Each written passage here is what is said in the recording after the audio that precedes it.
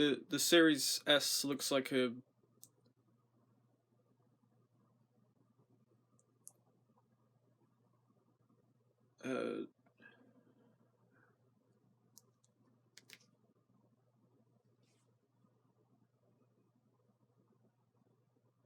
I don't know, a speaker, maybe? A new generation of video game systems is actually upon us. 3 consoles enter, none of them leave, because Sony and Microsoft ran out of glue to put their new systems together. It's been a bit since my last video on this topic, and by a bit I mean 3 months. You're probably a little confused why I'm even making this video. Last time I covered absolutely everything that I could about the next generation. All the specs, the games, their dumb stupid designs, hell, I even said some nice things about Microsoft. Surely I covered everything.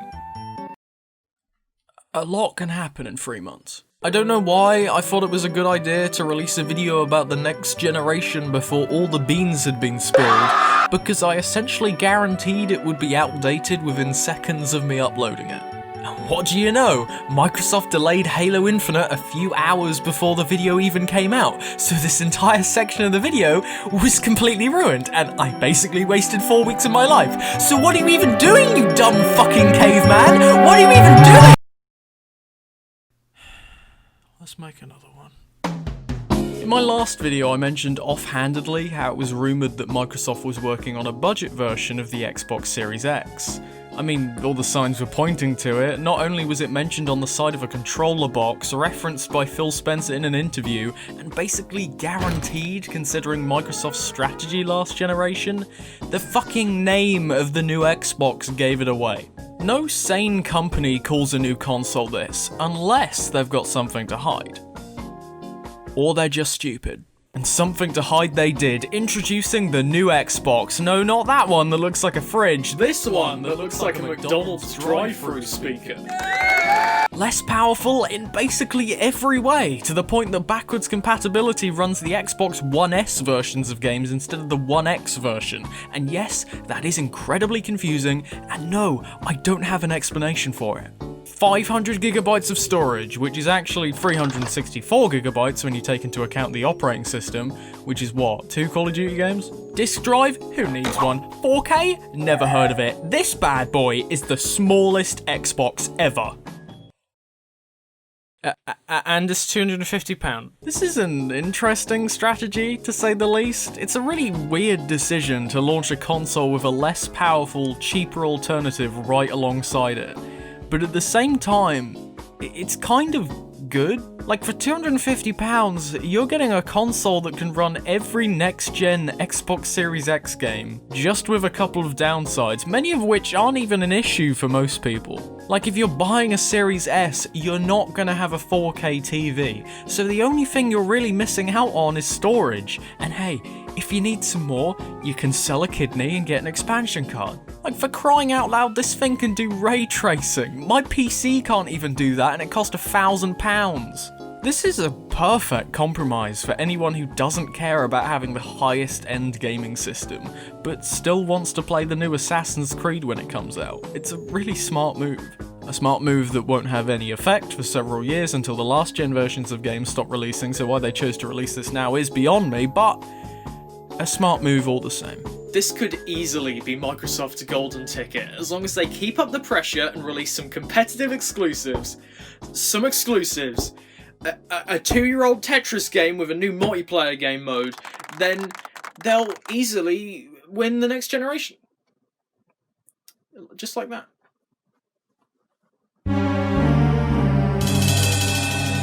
Something that's been brewing in the background during the lead up to this next generation has been a discussion about whether the price of games should increase. And while I think it's effectively meaningless, considering how much money game companies make, the fact that profits continually rise for these corporations, and how season passes, collector's editions, and microtransactions have effectively filled the void that the lack of a price increase left, sure, why not? If it means better games, and it means the employees who have to crunch for weeks just to let you adjust your nail length and a character creator get paid more, and it means I won't have to deal with this, and this, and this, I don't mind spending a few more of my precious pounds on a brand new video game release. The problem is, nothing is going to change, so it's effectively a price hike for no reason.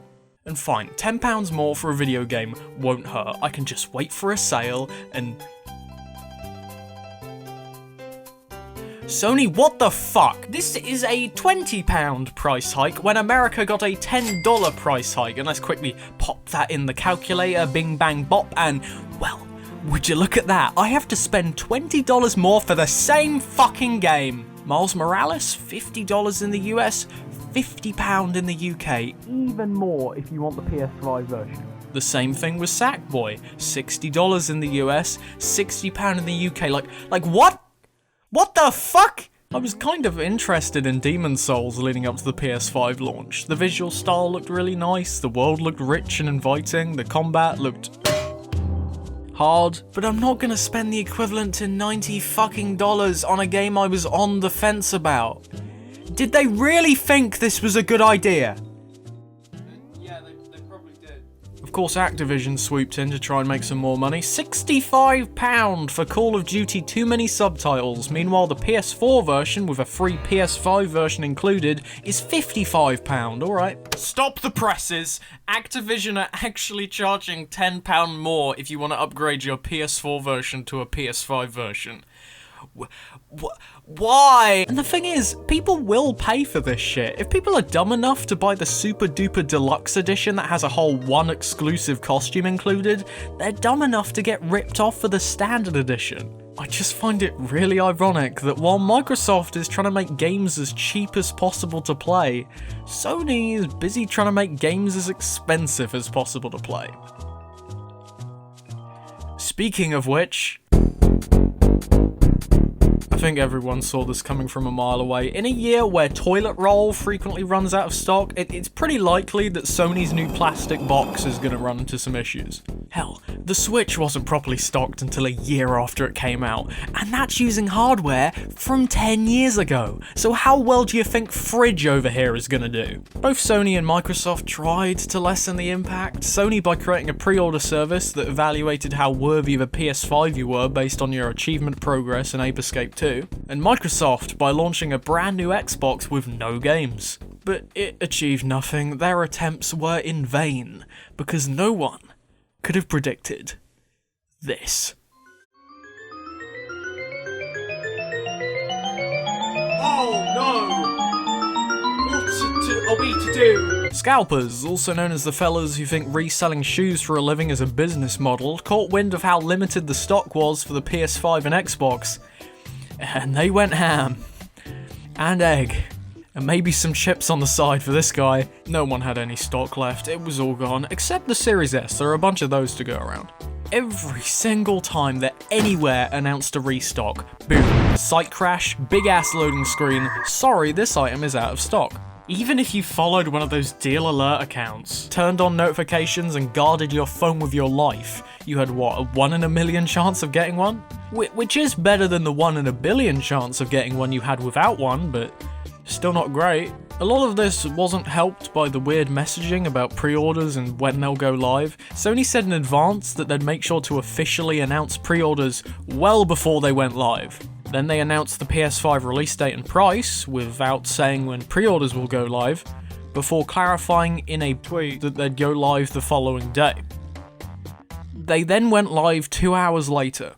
Microsoft actually, planned ahead, did the bare minimum. They announced pre-orders a week in advance, which did absolutely nothing, but hey, it was nice of them. And then the next wave of pre-orders sold out, and then there were no more pre-orders left to sell out. Launch day was a nightmare. My Twitter feed was half filled with people showing off their brand new waste of money, and the other half was people sad that they didn't get a chance to waste theirs. As I write this, the PS5 is not yet launched in the UK, thanks for that one, Sony, but I'm excited to wake up on the 19th and see that they sold out 6 hours ago. But hey, these new systems aren't shoes. The Scalpers won't last forever, and they'll be back in stock soon enough. Soon enough. But hey, at least we can play a bunch of the new PS5 games on our PS4s. Already got my copy of Miles Morales and... Hey, wait a minute! Remember when I made a point last video about how Microsoft's decision to release Halo Infinite on the Xbox One is really dumb and stupid, especially when Sony had recently unveiled a wealth of PS5 exclusives launching in the next year? And remember when I said at the start of this video that everything I said in my last video was outdated before I even said it? Sony announced, in a blog post, that Miles Morales, as well as Sackboy: A Big Adventure, and for some reason Horizon Forbidden West, are not actually PS5 exclusives, that they're coming to PS4 too. Even though they said that they believe in generations a few months ago, and that they want to give the PlayStation community something new that can only be enjoyed on PS5. Oh boy, thanks Sony. While this is really, really stupid, this is a pretty good change for a lot of people, myself included.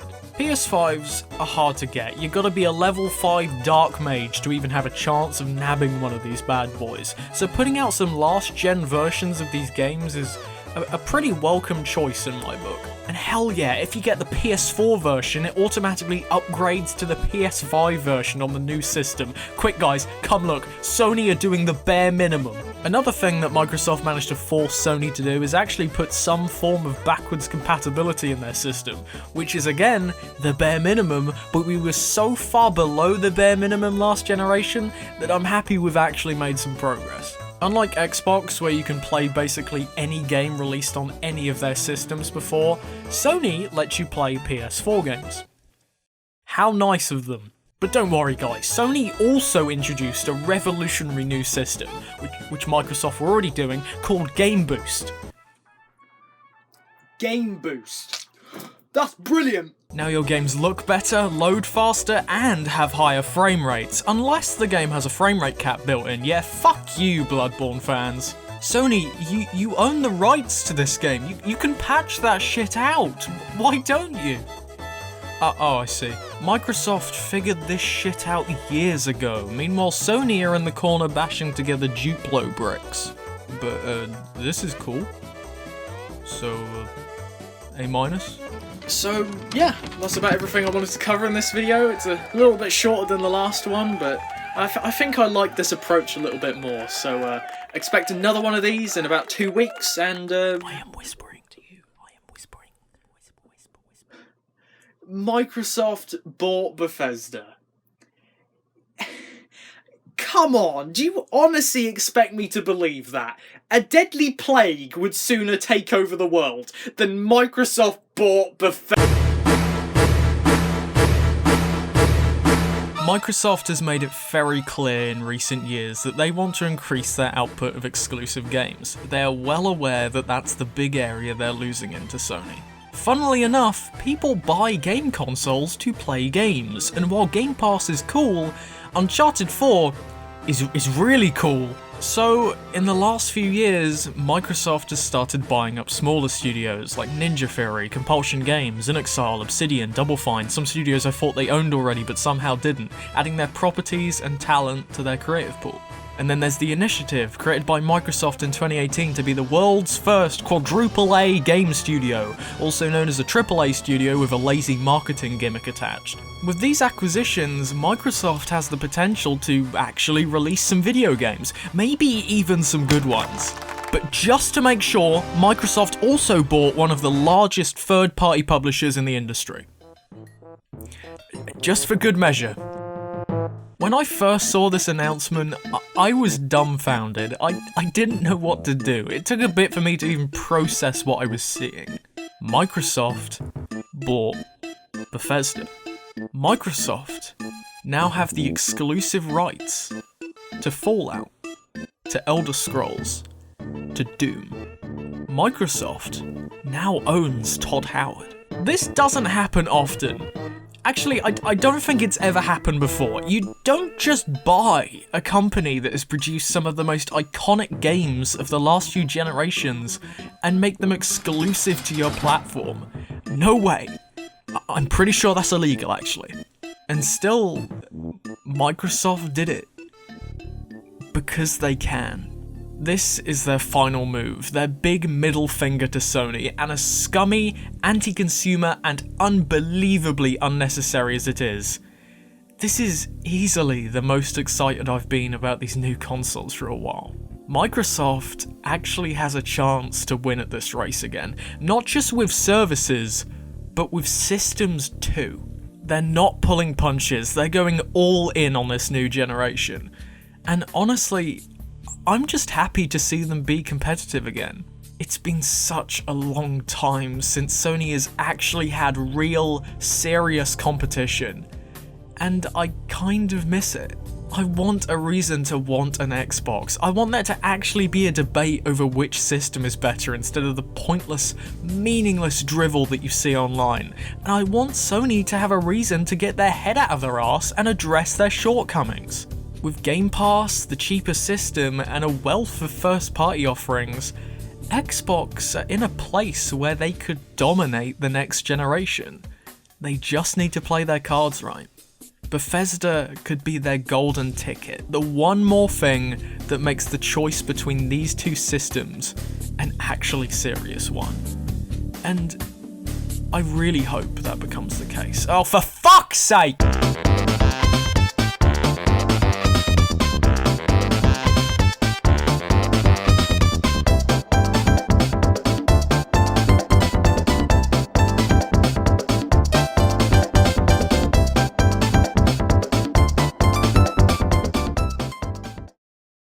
Okay, the video is done. I think we're fuck!